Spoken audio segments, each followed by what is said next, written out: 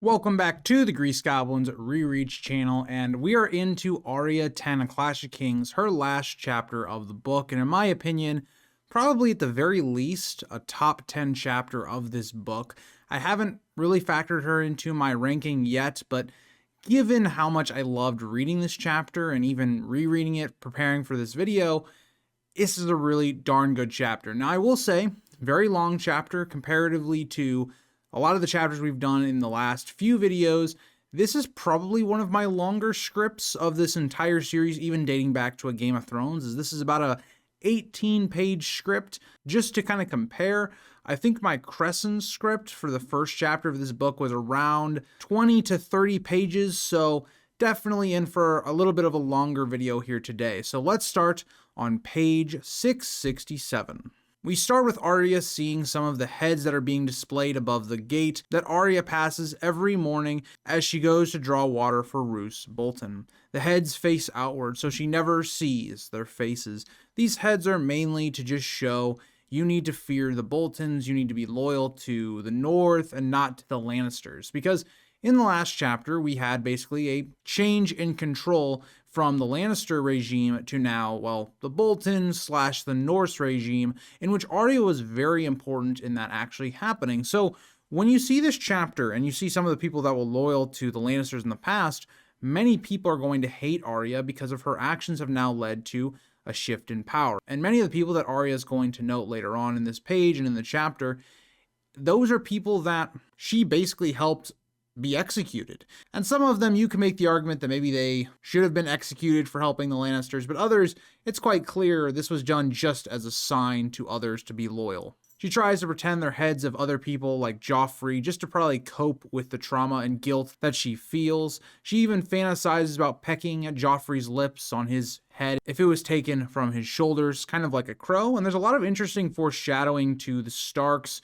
and their warging abilities, and especially in comparatively to Bran, who is starting to unlock his magical powers. Arya thinks about how the crows constantly circled the gatehouse and fight over the bodies. Which is even more interesting is that sometimes the Maester's ravens sometimes join the feast, driving the crows away briefly. And Arya wonders because the ravens had served the previous Maester, and Maester Tothmer, and she wonders if they mourn him. But based on the ravens, basically eating his head, I would assume they don't really care all that much. Meat is meat to them. But Arya tells us that Maester Tothmer was executed for sending messages to Casterly Rock and King's Landing after Harrenhal fell. Now, this is something that Maester Luwin also similarly does.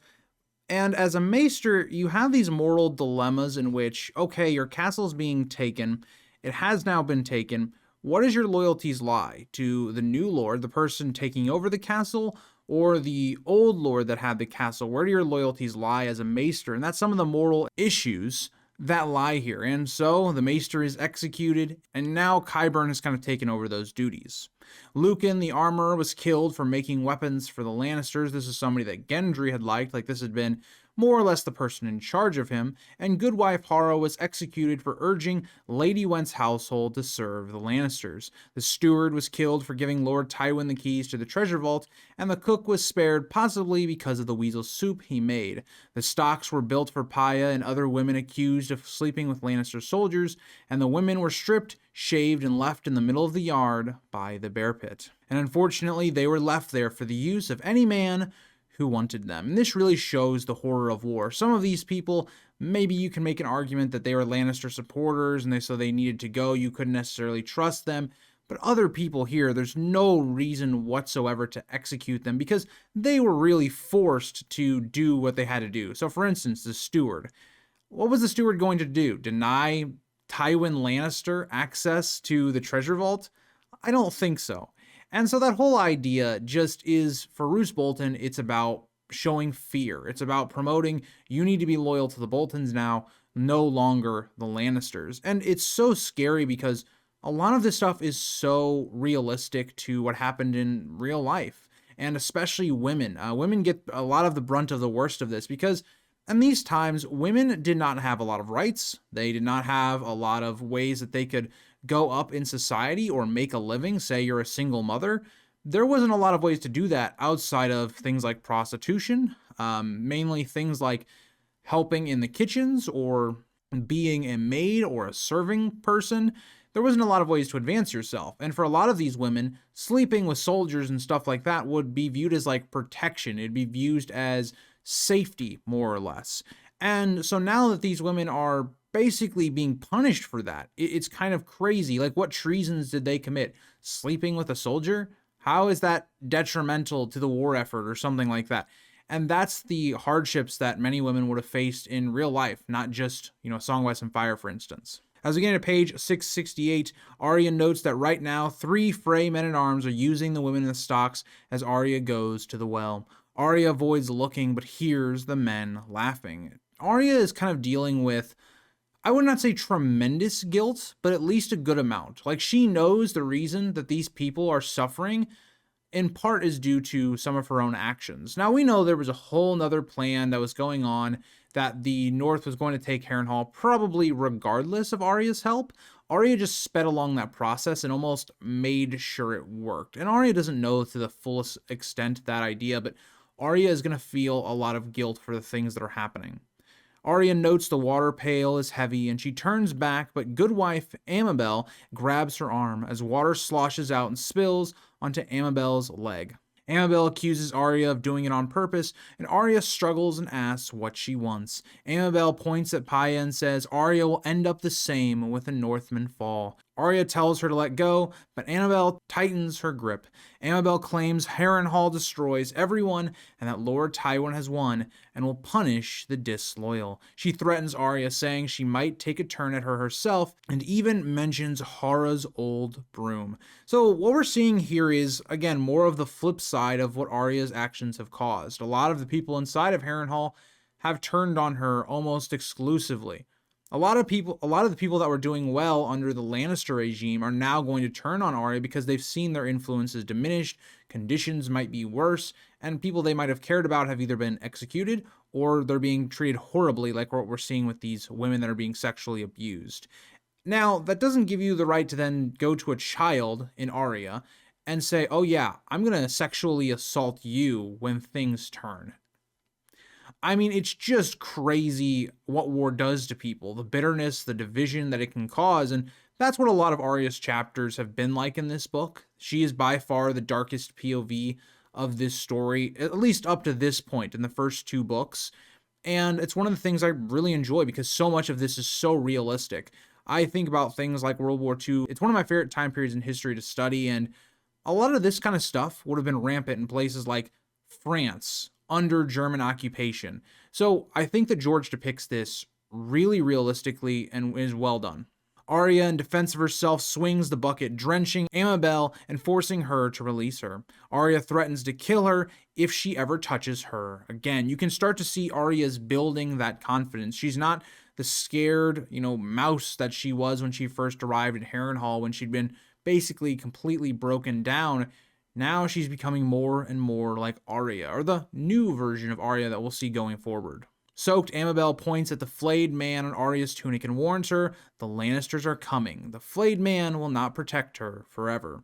Most of the water is spilled, forcing Arya to return to the well, and Arya thinks she could tell Lord Bolton about what was just said, and likely Amabel would be executed, but she decides not to. And maybe this is because of the guilt. Maybe she feels that in a way, Amabel is right about everything that's just happened. Even though Arya did it with the best intentions, believing the Northmen would be better for, her and the castle as large, that has not really been the case. Arya then remembers Gendry once catching her staring at the heads, and Gendry had asked if she is admiring her work. Arya knows he was angry because he liked Lucan, and she says the killings were Steel Shanks Walton's work and the mummers, along with Lord Bolton.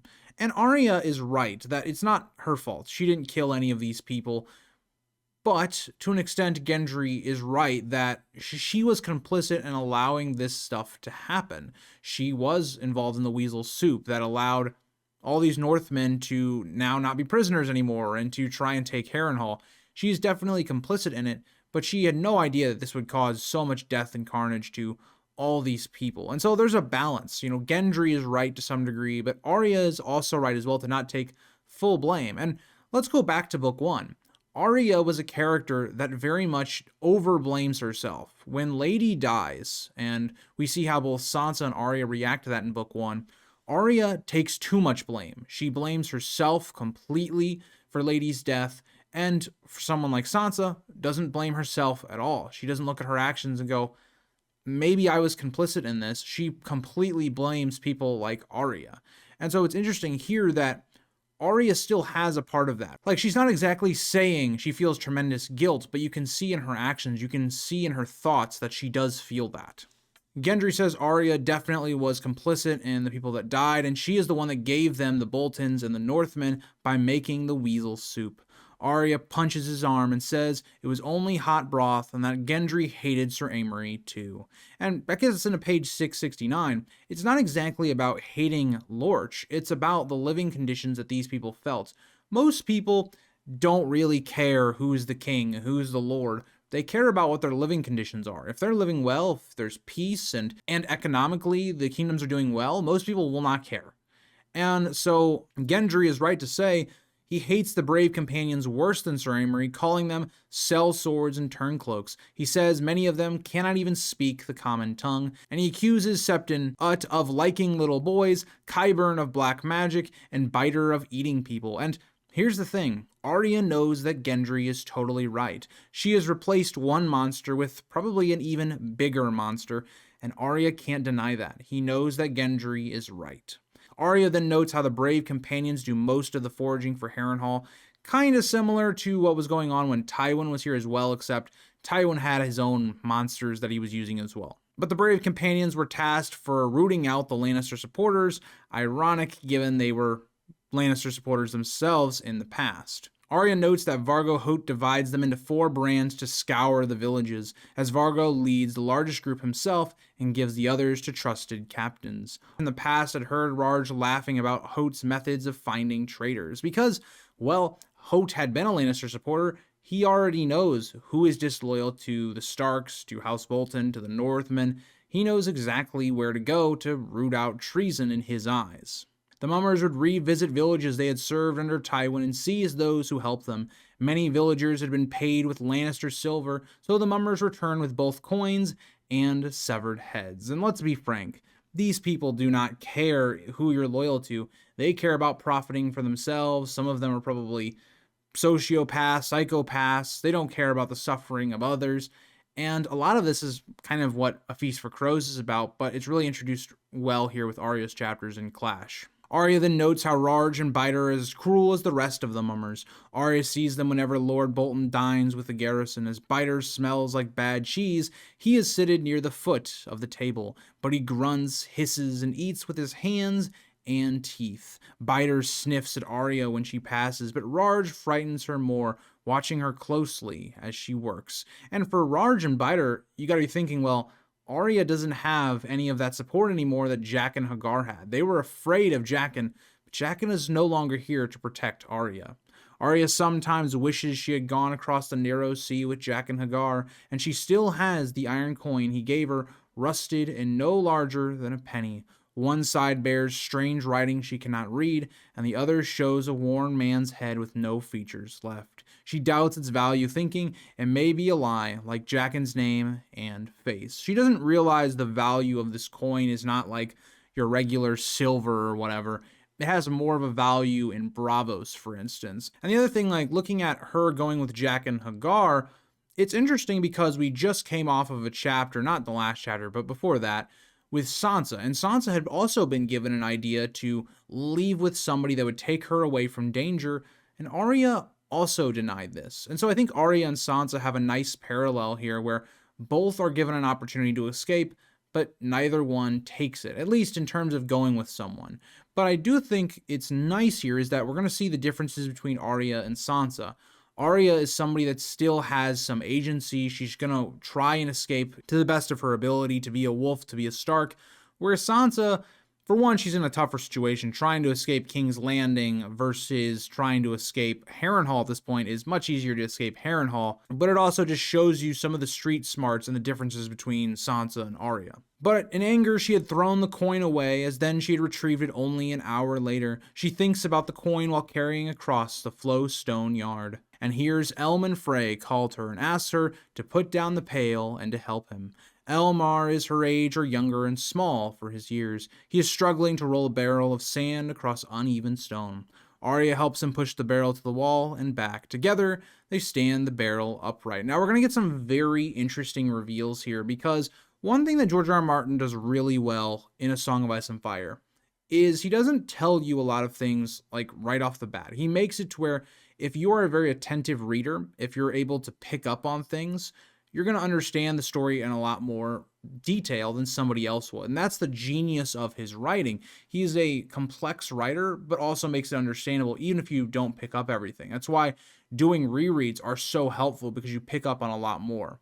But that gets us into page 670. Elmar opens the barrel and pulls out a chainmail hauberk, asking if it is clean enough. Arya points out remaining rust spots and tells him to shake out the sand and clean it again. Elmar orders Arya to do it, reminding her of his status as a squire and his noble birth. This is what a lot of nobility do, and people that just have more power than you do. They treat you nicely so that you'll do things for them, and then maybe when you don't respond to that well, they assert their power over you. He boasts that he is the true-born son of the Lord of Crossing and will marry a princess. So this is the moment right away where you should be going, wait, Elmar is going to marry a princess? Well, who is that going to be? And if you go back to Game of Thrones, you'll know this is actually meant to be Arya. The two are of similar age, and that was part of the pact for crossing at the twins in book 1. So a nice little note. Arya is meeting the person that she was maybe destined to marry at some point. Arya then refuses, saying she must bring water to Roose Bolton,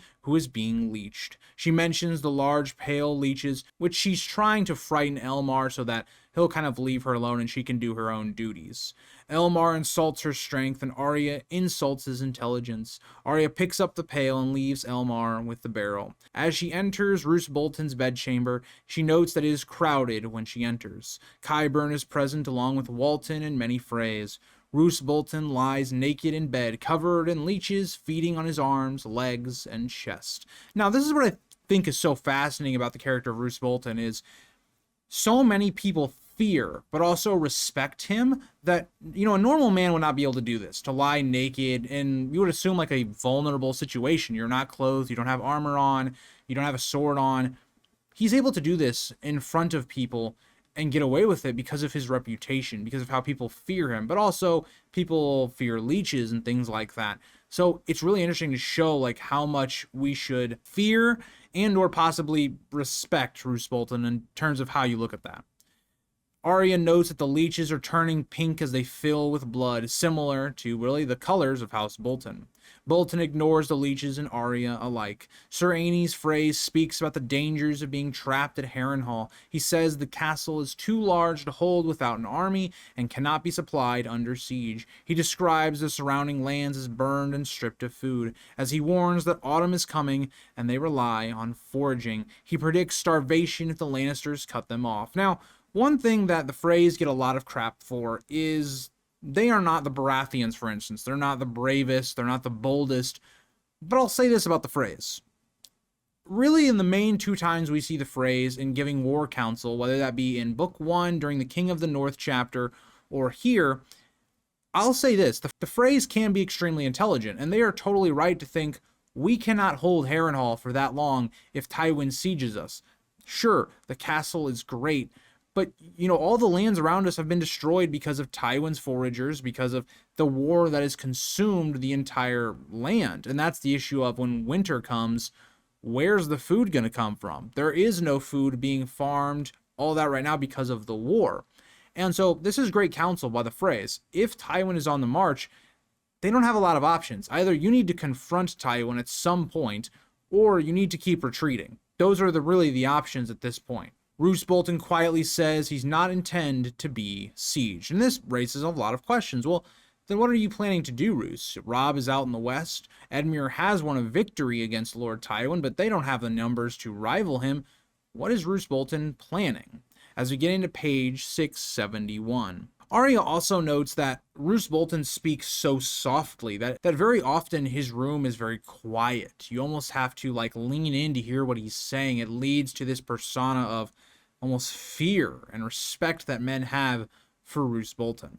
Sir Jared Frey questions whether Edmure Tully intends to fight Lord Tywin in open battle. Arya then thinks that if that was the case, Edmure would win, remembering the victory on the Red Fork, as she quietly moves to stand near Qyburn.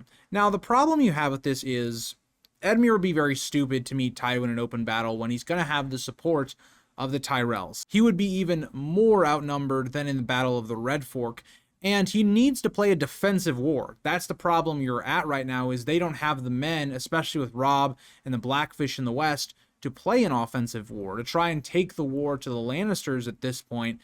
So there really isn't a lot that they can do outside of try and just stall. But Roose Bolton very intelligently says Lord Tywin is far away and occupied with matters in King's Landing. Bolton says Tywin will not march on Harrenhal for some time. And he's totally right, because as of right now, Tywin needs to cement the Lannister dynasty. He needs to really set King's Landing in order. It has fallen into chaos. He needs to see Margaery and Joffrey married so that alliance is now cemented and they can go forward finishing up the rebellions and or war. So that does buy a good amount of time for really the North, the Riverlands, and Roose Bolton specifically. Sir Aenys Frey, though, is not as convinced. He warns that underestimating the Lannisters is dangerous, citing Stannis' defeat. Now, in Stannis' case, that's very different, because Stannis was somebody that was cut off from any information. He could not have expected Tywin to get there so quickly, especially with the help of the Tyrells. Here, the situation would be very different. If Lord Tywin started to march, you would know. I mean, there'd be plenty of people that would see it. You would know when Tywin would be marching on Harrenhal. It wouldn't just become a shock or anything like that. Roose Bolton replies calmly that he is not a man easily undone. But Sir Aenys argues that even if Robb wins in the West, Tywin's forces will be far greater, and he reminds them that Highgarden has joined Joffrey, and Bolton says he has not forgotten that fact. Sir Hostine Frey says he has been Tywin's captive before and does not wish to be again. Sir Haelys High agrees, doubting Robb's chances against Tywin, as several Freys murmur their agreement. Sir Hostine Frey argues that the war is lost and that King Robb must be made to see it. So let's stop there and just analyze what we're seeing, because there's a lot of foreshadowing going on right now, and it's why A Clash of Kings ends in such a depressing tone, because in a lot of ways, Robb's war is already over. Firstly, he has lost Jaime Lannister as a hostage because of Catelyn. Secondly, the Lannisters' power has just shot through the roof because of their alliance with the Tyrells. Stannis has lost, so there's no real other distractions outside of now Robb. He is going to have the full force of Tywin and the Tyrells against him. And as we're going to learn a little bit later in this chapter, Robb has also broken his betrothal to the Freys in that alliance. So he is right now in a terrible spot. And go even further, Bran and Rickon are dead, allegedly. Theon has taken Winterfell. The North is taken by the Ironborn to some extent. Everything has fallen apart for Robb. You know, the Freys are right to say the war is over. In terms of the war with the Lannisters is lost at this point. The only war right now that Robb could theoretically win, and what he could do is he could retake the North and just hold the North from Moat Cailin. But given that he has been declared the king of both the Riverlands and the North, he cannot do that and call himself a king of at least the Riverlands. And that's the problem you run into. It's why we look back on that chapter of the King of the North and we go, that in a lot of ways doomed Robb. Because the Riverlands is a hindrance to Robb, not necessarily a good thing for him. Roose Bolton, though, trying to stay the loyal supporter, I guess, but really just not saying his thoughts, not putting things like that kind of treason out there. He says that Robb has defeated the Lannisters in every battle. But Hostine insists Robb has lost the North, Winterfell, and his brothers. And remember, Arya never knew this information. She didn't know the North had fallen. She didn't know that Bran and Rickon are allegedly dead and that her home has been taken. This comes as a huge shock, and Arya tries to fight this. She tries to not cry and stay silent. She tries to take in the words that Syrio had told her and try to stay composed. Ronald Rivers then wistfully says things might have been different if Stannis had won, but as we get into page 672, Sir Hostine insists Stannis has lost and says King Robb must make peace and bend the knee to the Lannisters. And that is true. Ronald Rivers is right. If Stannis had won, there could have been a peace that could have happened, or at the very least, Robb would have stood a much better chance against just Stannis, because the Tyrells would have been undeclared. At this point, an alliance could have been formed. Dorne had still stayed out of the war. Robb, plus the combined strength of the Riverlands in the north, still would have been on somewhat equal footing with Stannis. Now, Stannis is a great general, so, it wouldn't have looked as dire even if war did come. But, yeah, I think Ronald Rivers is right. Because Stannis lost, it almost dooms Robb's campaign even more. And this is one of those few times where we see Roose Bolton smiles. Because in a lot of ways, Roose is recognizing the chaos. He's recognizing Robb's campaign is falling apart, and he's seizing on this moment now where he might be able to position himself in a really good spot. He then asks who will tell Robb all of this and praises their presence of so many valiant brothers. Because remember, the Boltons and the Freys now have an alliance as well, as Roose is slated to marry Walda Frey. Roose Bolton says he will think on what they have said and dismisses them, leaving only Qyburn, Steelshanks Walton, and Arya behind. Bolton tells Arya he has been blood enough and orders her to remove the leeches. Arya obeys at once, carefully pulling the blood-filled leeches from his body, and she wants to ask about Winterfell, but is too afraid to speak. And that's something that's very different in the show versus the book. In the book, we only see one chapter where Arya actually interacts with the person in charge of Harrenhal. So in the show, we see a prolonged kind of relationship form with Arya and Tywin. In the book, that never happens outside of with Roose Bolton and in one chapter. And it's nowhere near the relationship that it is in the show, where the show, there is a little bit of like camaraderie between the two. Like you can see the two actually do kind of like each other, which is interesting given what sides they're on. And in this, it's very different because it is very much servant master situation. There is no connection between the two, nothing like that. And I do think that the change was more entertaining for the show, but I think for the book, it makes a lot more sense that Arya would not have that kind of relationship with either Tywin or Roose. Qyburn then produces a letter from Lady Walda, and Bolton tells him to read it. The letter is affectionate and speaks of prayer, longing, and producing trueborn sons to replace Domeric. Arya imagines Lady Walda's child as a plump baby covered in leeches, as Arya brings Bolton a damp cloth to wash. And a lot of this is just, Lady Walda trying to be a good wife. Unfortunately, Roose Bolton's not the sentimental type. Might not be getting some good letters back. Bolton says he will send a letter of his own, and Qyburn asks if it is Lady Walda, but of course, Bolton's not sending a letter to Lady Walda. He's going to send a letter to Sir Helman Tallhart. It is noted that Tallhart's men recently took the Derry Castle after a brief siege. Bolton orders Tallhart to execute the captives and burn the castle by the king's command. Tallhart is then to join Robert Glover and strike east towards Duskendale. As Bolton notes, the lands are rich and largely untouched by war. He says Glover has lost a castle and Tallhart a son and should take vengeance on Duskendale. Qyburn says he will prepare the message for Bolton's seal. Now, all of this is a masterclass of a move by Roose, because on one hand, something that Roose has done throughout the entire war is he's weakened all of the other northern houses because he's been in command of his own army, more or less, for Robb. He's been able to, let's send out some of these northern houses' men so that after the war, they're going to be weakened.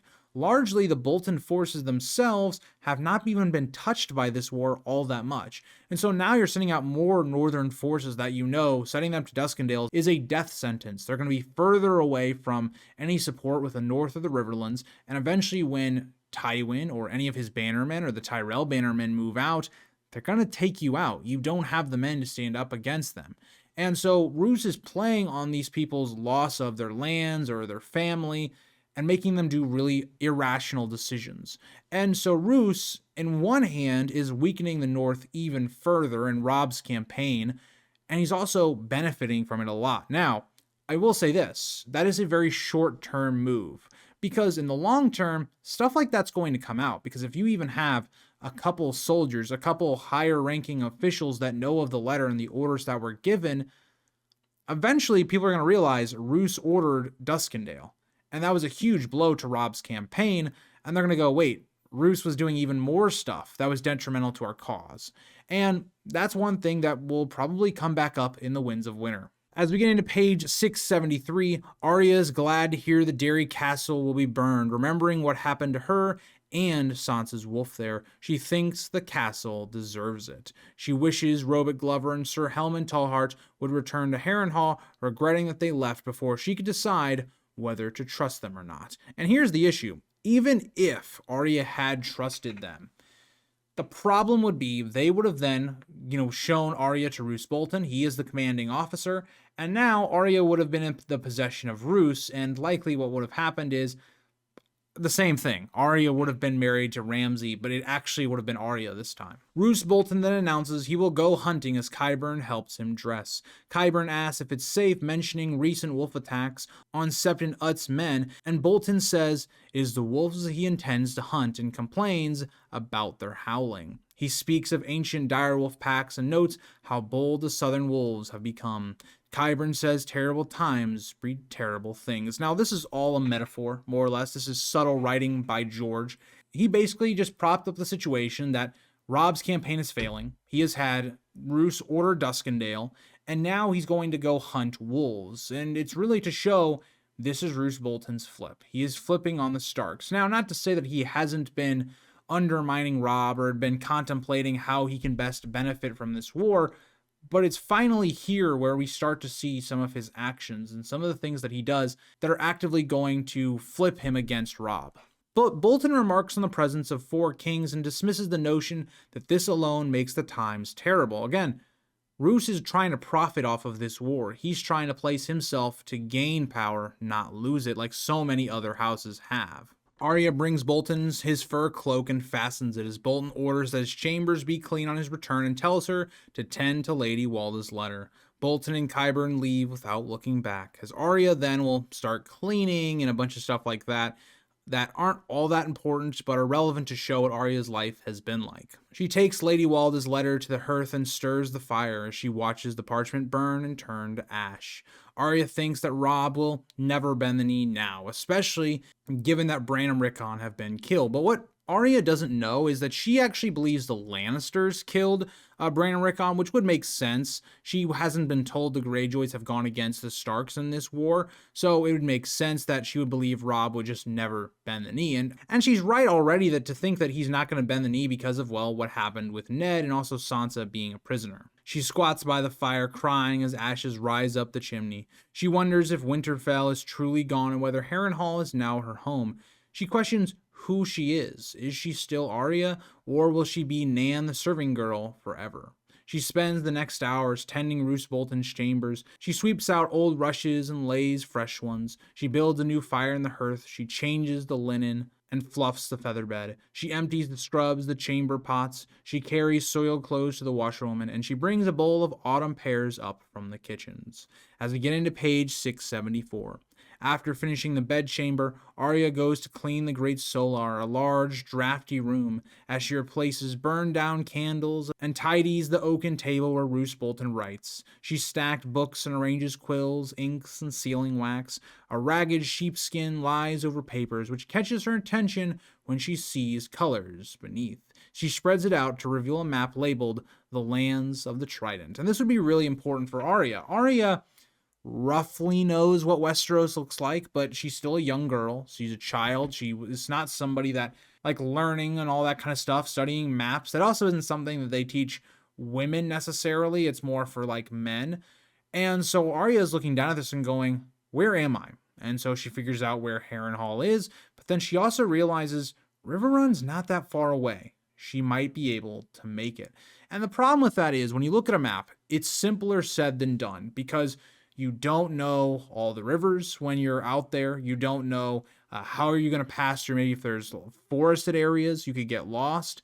And that's what Arya's going to realize in the next book. With Arya still having time to spare before Roose Bolton gets back, she decides to go to the God's Wood. As she goes there, she notes that her duties are a lot lighter now that she's Bolton's cupbearer, and that she must dress as a page and wash more often. Arya is living a lot better of a life in terms of, like, she's not under the threat of being beaten constantly, and she's not having to work hard manual labor all day like maybe she was before. She is living a better life, it feels like, right now in Harrenhal, but she feels like maybe the only one that might be the case for. As the hunt will go on for hours, this gives her time to practice with her broomstick sword. She strikes birch leaves and pine cones, naming her enemies as she moves. She says her list and lunges at an oak tree, repeating Joffrey's name as she strikes. Sunlight and shadows dapple her body as she practices. Sweaty and tired, she notices that her heel is bleeding. She stands before the heart tree, salutes, and says, Valar Morghulis. Arya likes the sound of the words, but in reality, she's just playing. She's still yet to try and break out of Harrenhal or become Arya Stark once again. Crossing the yard toward the bathhouse, she sees a raven flying to the rookery. She wonders whether it came from and what message it carries. She hopes it might be from Robb saying Bran and Rickon are actually still alive. And this is a big moment. We know that this letter actually is telling us that Robb has married Jane Westerling, he has broken his contract to the Freys, and that alliance is basically over. I mean, Robb's not saying the alliance is over, but the Freys are going to respond like that. And it's so interesting the way that George places a lot of things. Like I talked about earlier in this book, when we see Robb winning his battles in the West, we see it through Sansa. But then when we have another big moment where we have Jane Westerling and Robb being married. Now, we don't have that exact reveal. We have to kind of try and figure it out. Given what we're going to see in the next couple of pages with, say, for instance, Elmer Frey saying, he's not going to marry this princess and the alliance is broken, you have to figure out what that actually means. But it should be, fairly clear the main thing that the Freys wanted was Robb to marry into their family. And so it's interesting that George gives us that reveal through an Arya chapter. Someone that has not really been involved in the northern politics. You'd expect it to come through Catelyn's chapter, but we're not going to get the full reveal really until like her first chapter in the next book in terms of her reaction to it. Arya then wishes that she had wings to fly back to Winterfell and see for herself. She imagines flying beyond the moon to see the wonders from old Nan's stories. She thinks she might never return unless she wanted to. It's so interesting because we get a lot more foreshadowing to the warging abilities. These are things that Bran is directly learning about. And so it's really nice the way George is nodding to other POVs in Arya's chapters. As we get into page 675, the hunting party returns near evening with 9 dead wolves. Now, I wanted to note this out and just count it out for you guys because the symbolism is very much on point. So when we start A Song of Ice and Fire, we have 9 Stark characters. Ned Stark, Catelyn, you have their children, so Robb, Bran, Rickon, Sansa, Arya. You have Jon being the bastard as your 8th, and then Benjen Stark. So it's actually really nice that George uses the wolves that they kill as how many Starks there were at the beginning of the story. And even going further, 7 are fully grown gray-brown wolves, large and fierce even in death, but the 2 of the wolves are only pups, representing what mainly everyone believes, that Bran and Rickon are dead. Roose Bolton orders the skins sewn into a blanket for his bed, and one man suggests the pup's softer fur would make warm gloves. Bolton agrees, noting that winter is coming, as those are the Stark words as he looks at their banner. And this is very on the nose foreshadowing that Roose is going to lead to the downfall of House Stark in the next book. But this is some of the genuine amazing writing that George has in this book. It's why I love this book so much, is because on a reread, this stuff is obvious. But when you're reading this stuff for the first time, you don't really pick up on that kind of stuff. You might be thinking, oh, this is just, it's a normal hunt. You have a wolf problem outside. It's not supposed to maybe be super big symbolism or that you're supposed to take away, yeah, Roose is going to lead to the downfall of House Stark in the next book. It's this stuff right here that makes the Red Wedding so perfect, in my opinion. Bolton notices Arya watching and orders her to bring hot spiced wine, as he says he took a chill and wants to keep the wine kept hot and intends to eat alone. He orders barley bread, butter, and boar, and Arya agrees at once, knowing she can't deny him or anything like that. In the kitchen, Hot Pie is making oat cakes while others prepare fish and roast boar. Arya relays Bolton's orders for supper and hot spiced wine. A cook prepares the wine while Hot Pie is told to add the spices. Arya tries to help, offering to do what she can, but Hot Pie sullenly tells her he does not need her. Arya once again backs away, feeling sad. And even now she realizes that even Hot Pie hates her. And it's so crazy because Arya, on one hand, has benefited from helping another side take the castle, whereas everyone around her is living in misery. The morale at Harrenhal is worse than it ever was with the Lannisters, and Arya feels the guilt of that. The food is covered in the wine wrapped to keep it warm. As dusk falls, crows mutter around the severed heads on the walls. A guard jokes that the food is not weasel soup, and Roose Bolton is reading by the hearth when Arya enters. He orders her to light the candles, and Arya sets the food beside him and lights the room. Bolton turns a few more pages, then closes the book and places it in the fire. Now, this is what's so interesting is a lot of people point to this and go, could this be something about anything relating to what Roose Bolton is? Many believe that he could be a vampire or some sort of undead or a wight. Could this book have relevant information on things like this? It is Harrenhal. It's a very magical place. Why burn this book? What was so insulting or annoying that Roose Bolton burned the book instead of just going, random book, don't care about it? Or maybe that was the point. It's to show that Roose doesn't care about these books. We don't know. There's not been anything to follow up from this to suggest what was in this book, but it is very interesting that George would even note this in the chapter. He tells Arya he has no further need of her that night, and Arya hesitates and asks if he will take her with him when he leaves Harrenhal. Bolton stares at her as if surprised. Not many servants have ever questioned Roose Bolton, and you can read that on his face. It shows that Arya has become more and more bold, and Roose is realizing that probably as well. If a servant is willing to kind of talk out of order, it tells you that she might not be the most loyal person in the world, or she might not be the person that is broken down just following orders.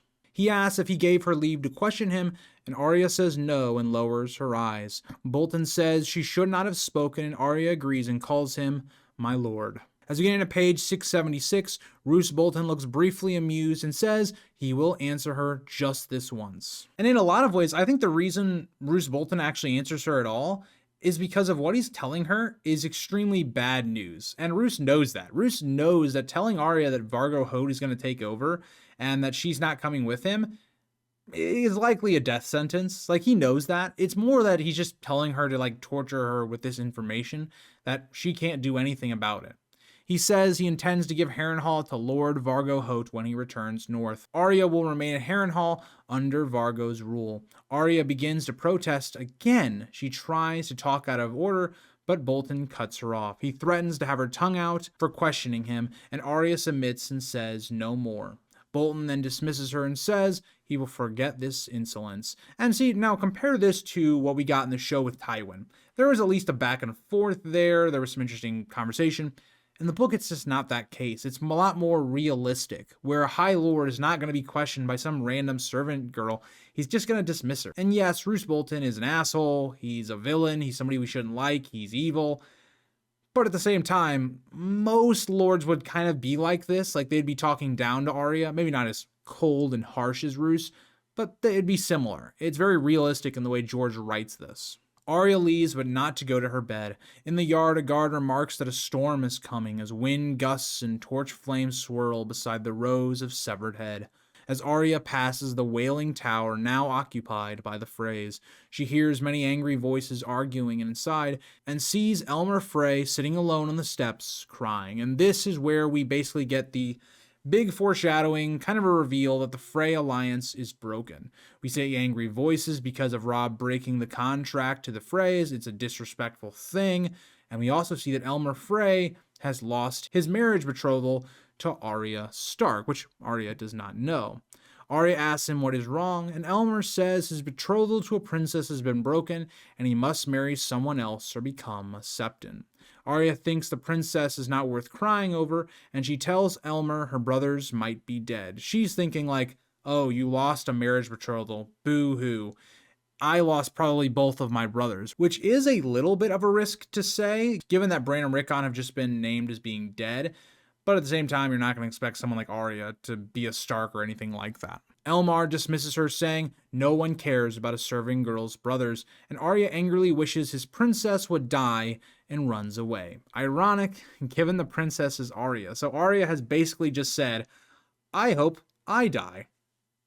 Crazy thing there. It's really nice, subtle writing here for George, because if you're not paying attention, you don't pick up on how significant this is. This is a major turning point in the war, especially as we wind down a Clash of Kings and get into a Storm of Swords. In the Godswood, Arya finds her broomstick sword and takes it to the Heart Tree. She kneels and prays to the old gods for guidance, and at this we see some very interesting things happen. This is a lot of what Game of Thrones was missing in the show. There's no magic, there's nothing here, but magic plays a role in really all of the Stark characters specifically. The red leaves rustle, and the red eyes of the weirwood seem to watch her. For a long moment there is only wind, water, and creaking wood. A distant wolf's howl sounds far beyond Harrenhal. Arya feels goose flesh and dizziness. She thinks she hears her father's voice speaking about the lone wolf and the pack. Arya whispers that there is no pack anymore. Either they're all dead, or they're scattered, or even captured. She says she is no longer Arya, only Nan. And this comes to a really big point in this book where Arya doesn't know who she's supposed to be. She's been kind of working closer and closer to becoming Arya again, but here she's conflicted with who she must be. A lot of this is going to be foreshadowed for what Theon's storyline will be in A Dance with Dragons. Very similar notes where you have a person playing almost two different characters and coming to the old gods and asking for guidance. What should they do? And in both cases, they're motivating each person to be their self, to be Arya or to be Theon. There's a lot of really nice notes. There's a lot of great foreshadowing when you read A Clash of Kings for what George is going to delve into more in the future with both A Feast for Crows and Dance. There's a lot of those themes that are really interwoven into Arya's chapter here in Arya 10. Getting into page 677, Arya tells herself that she is Arya of Winterfell, daughter of the North with wolf blood. She remembers promising to be as strong as Robb as she breaks the broomstick across her knee and throws the pieces away. She is now going to be Arya. She's not going to hide anymore, and she's not going to be a servant. That night, she lies awake on her straw mattress, listening to voices of the living and of the dead. She hears wolves howling, now many of them closer than before, almost seeming to call to her, to tell her to escape, to become a Stark again. She slips from bed, dresses quietly, and goes barefoot down the stairs. Something she learned from Syrio, how to be stealthy. The entrance to King's Spire is guarded, so she escapes through a narrow cellar window. The yard is silent, the castle dark and still, with wind crying through the wailing tower. At the forge, she finds the fires out and the doors barred, but she climbs in through a window as she has done many times before. Gendry sleeps on a mattress with two other apprentices as Arya waits until she is sure which one is Gendry. She tries to get accustomed to seeing in the dark, more or less, and just being very patient. She covers his mouth, pinches him, and whispers for him to wake. Gendry slips out of bed, dresses quietly, and follows her, as the other apprentices remain asleep. Gendry asks angrily what she wants, and Arya says she wants a sword. So imagine this if you're Gendry. Gendry has gone from more or less contentment with the Lannisters. It wasn't happiness either, but it was at least an idea of he wasn't going to be killed, any of that kind of stuff. And now, because of Arya's actions, she has made his life kind of a living hell. Someone that he liked working for was killed, and here's Arya wanting him to give her a sword and to break more rules, to get him in trouble. If you're Gendry, you gotta be sitting here going, why should I help you? And at this, Gendry says all the blades are locked up, and Arya tries to ask even more from Gendry, to break the lock with his hammer, and Gendry fears punishment if he does so, which is totally true. If Gendry was to help steal a sword in the middle of the night and is found out, I mean, very easily he's going to be punished, probably losing limbs, maybe losing a hand for stealing, any of those things. But Arya tells him to run away with her, and Gendry says they will be caught and killed. They've already tried this once. Arya, Gendry, Hot Pie, Lamy, they were all on the run before and got caught very quickly. So what's going to change now? That's what I'd be thinking if I was Gendry. And so Arya has to come up with some sort of reason or lie as to why Gendry should actually help her. Arya says the Bloody Mummers will do worse, which is true, and she also tells him that Roose Bolton is giving Harrenhal to Vargo Hoat. Gendry asks why that matters, and if you're Gendry, you're thinking, well, the Mummers are already basically in control of Harrenhal. They're already doing crimes. What does it matter if it just switches to Vargo actually being in charge now? Arya lies, saying that Vargo Hoat will cut off the feet of all the servants to stop them from running, and she adds the Smiths will suffer the same fate. As we get into page 678, Gendry initially thinks this is only a rumor, but Arya says that it is true and it will actually happen. And if you're Gendry, you gotta also be thinking, well, Arya does have access to learning this information, so who is to say that Arya isn't telling the truth? And that's the risk you run because it's so believable. Gendry hates the mummers and he knows what they're capable of, so why wouldn't you believe Arya's story here? And you're also posing the risk of, even if that isn't the truth, you're still going to be serving directly under the mummers who treat their servants terribly. And so for Gendry, once it all processes, it makes a lot of sense to try and leave now while you still can. Arya then continues claiming Vargo will cut off everyone's left foot and tells Gendry to wake Hot Pie to gather food. She instructs Gendry to get the swords while she prepares the horses. She names a meeting place near the postern gate in the east wall behind the Tower of Ghosts. Gendry says the gate is guarded like the others, but Arya presses him again about the swords. Gendry hesitates but finally says he will not forget them if he shows up at all.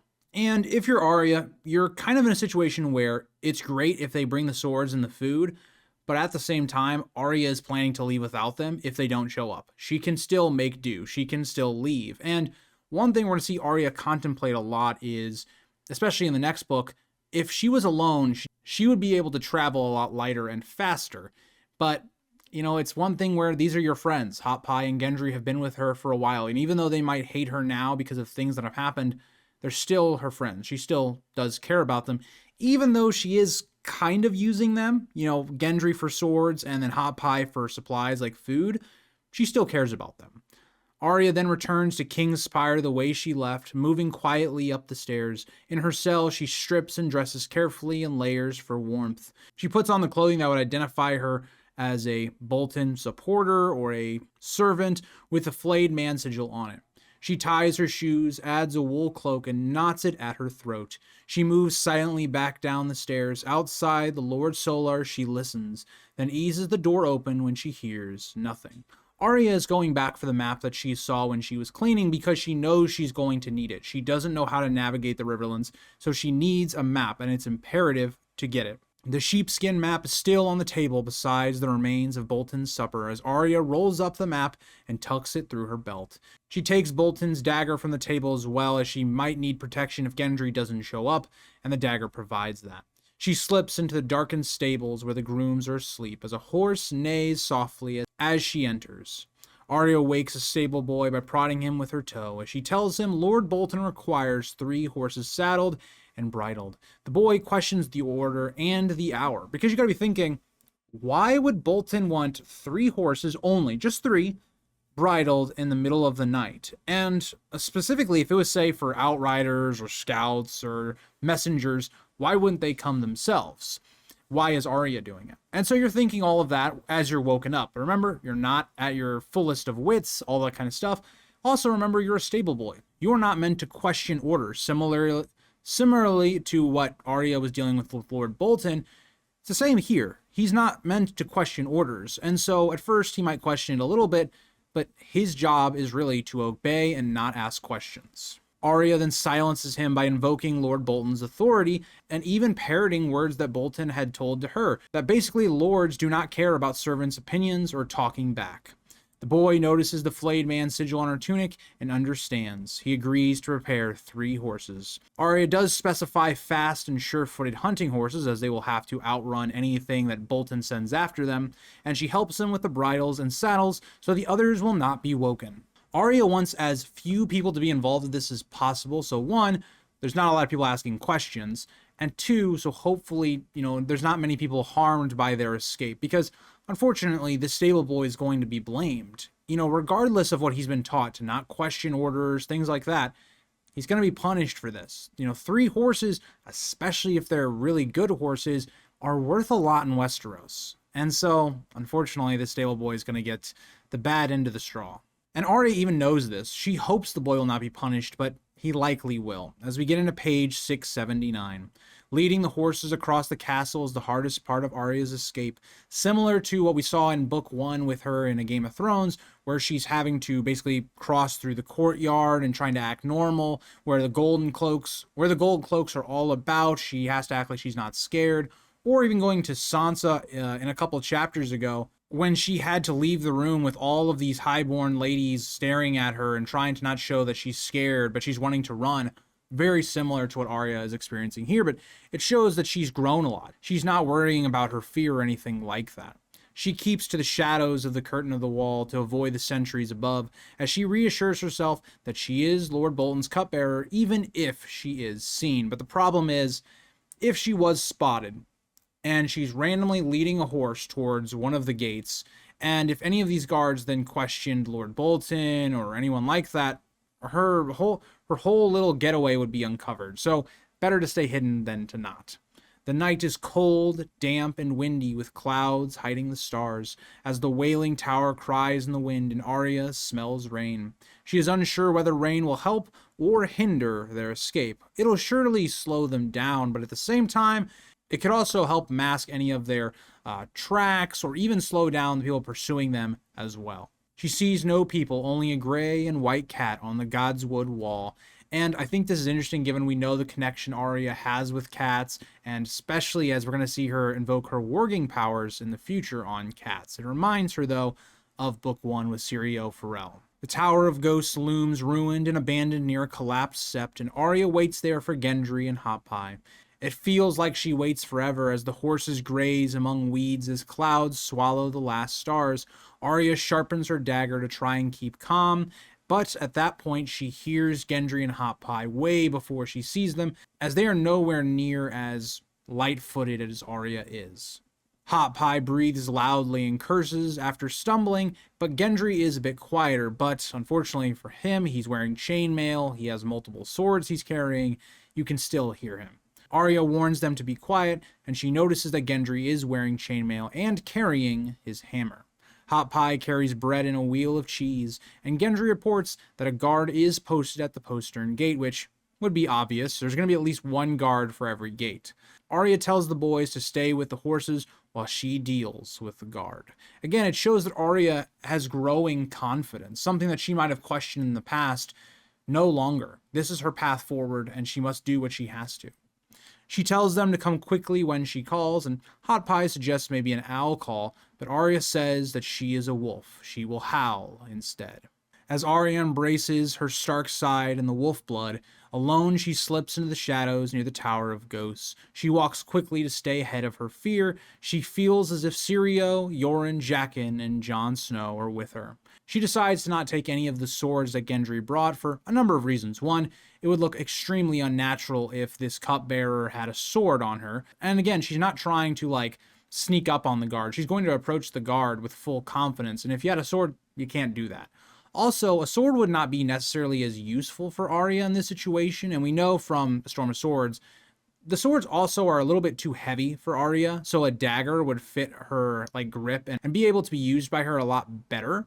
And so it makes just more sense to just carry the dagger. She approaches the postern gate, a small oak door studded with iron beneath a defensive tower, as we get into page 680, the last page for Arya in this book.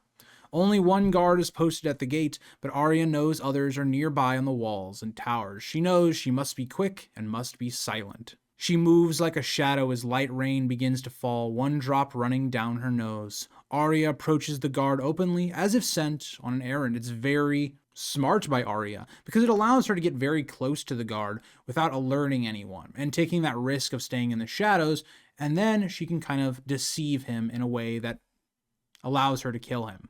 The guard watches her, curious why a page would come at such an hour, as he is a tall, thin Northman wrapped in a ragged fur cloak.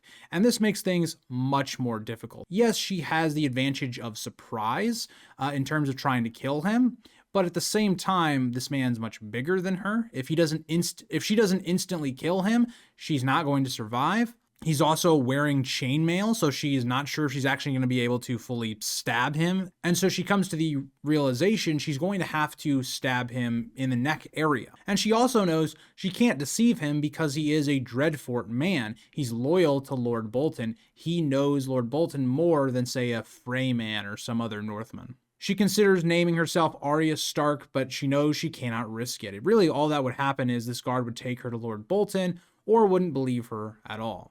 She shows him the flayed man's sigil on her tunic and tells him that Lord Bolton sent her. But this doesn't really make a lot of sense. Why would Lord Bolton send a page or a cupbearer to one of these random men at a smaller gate? It doesn't really make a whole lot of sense. And so the guard questions, why would she come so late? What is so urgent that it couldn't wait? For a moment, Arya is frightened, not sure what to do. What reason can she give? And how does she get this man to lower down to her size where she can stab him in the neck area or slice him? Not even really thinking it through, she tells the guard that Bolton ordered her to give each guard a silver piece. And here's the thing. The guard does not fully believe her, but that's not the point. The guard wants to believe her. He wants to believe he's going to get some silver out of it. And for the guard, all you've got to basically say is, well, where's the silver? If she doesn't give you silver, she's obviously lying. And so the guard is just going to wait for it. Now he is going to be a little bit caught more off guard now, because now he's paying attention to silver. He tells her to hand it over as Arya pulls out Jaqen's iron coin, which could pass for tarnished silver in the dark. She lets the coin slip from her fingers onto the ground. And the guard chasing after this money, wanting to get it so badly and believing the lie, he goes to kneel down to search for it.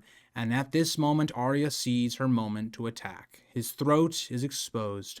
Arya drags her dagger and cuts his throat smoothly. Blood pours over her hands as he tries and fails to shout.